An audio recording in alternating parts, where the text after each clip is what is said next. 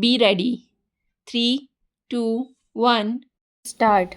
I should like now to make a few observations on the budget. This budget marks a turning point in the history of our country.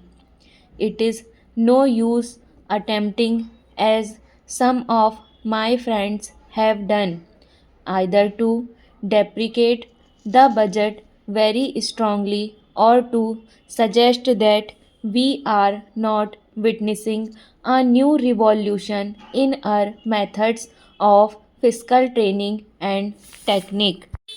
I want to be quite clearly pointed out to my friends that we are now facing the lean years of Indian finance.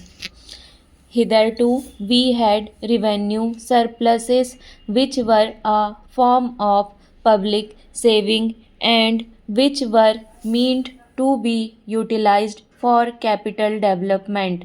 Hereafter, this form of revenue surplus would not be available.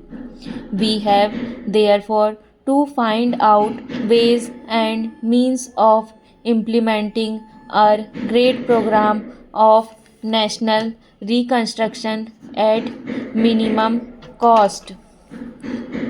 My point is that the deficit on revenue account would be of the order of about rupees 19 to 20 crores. Here, let me point out that I do not agree with those of my friends in the finance department who have attempted to suggest that rupees 9 to 18 crores which are obtained from Pakistan should be put to the revenue side of the budget. They are to be put on the capital side, but that does not seriously alter the trend of my argument.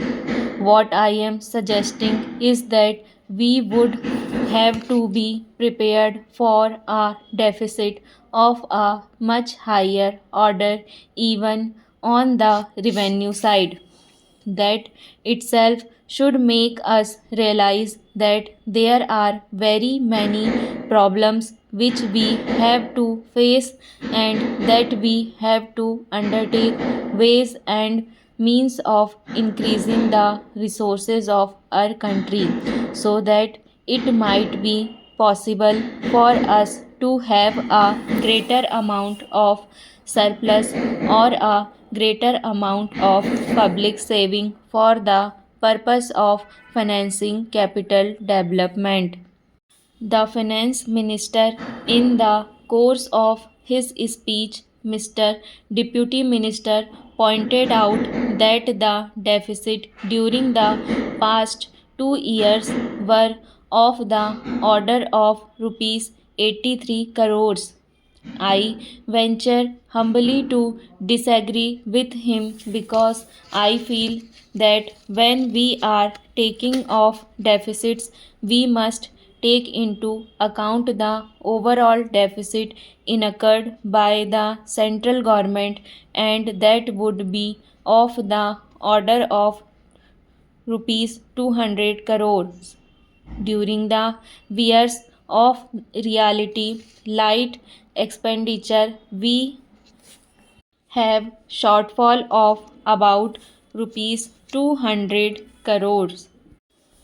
Undoubtedly, now when we are going to have a very great amount of expenditure, we might have a greater amount of deficit, and we would have to find out ways and means of trying to meet our capital expenditure. Some members have pointed out that deficit financing is good. Others have pointed out that it is poison. One honorable member who preceded me pointed out that it could be taken like a tonic. Now I am not willing to enter into the merits of deficit financing or demerits of deficit financing is an academic spirit. The time has now come when we should face realities. I do suggest that we have to indulge in deficit financing because without indulging in deficit financing, it would not be possible for us to indulge in capital expenditure on such a large scale. But when we are taking of the scope of deficit financing, I would like to place before the House and the Finance Minister the two great limitations which face us. The first limitation that faces us is that concerning the internal price level. The Honorable the Finance Minister referred to the cost of living. He said that he was going to keep a watch over the cost of living so that it may not shoot up within a short period and make a mess of the plans of capital development.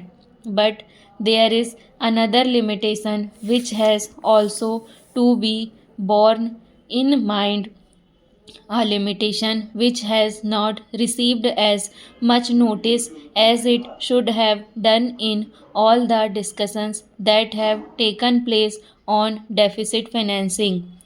That limitations is the external limitations or the limitations which arises to on account of our balance of payments position. I think this is as important, Mr. Deputy Speaker, as the internal price level. And I should like to elaborate that particular point a bit more because I feel that our time will shortly arrive when we might have either to reconsider our policy or might even have to leave the sterling club of which we are member. The second serious limitation is as serious as the first. What would be the consequences of deficit financing on our balance of payments?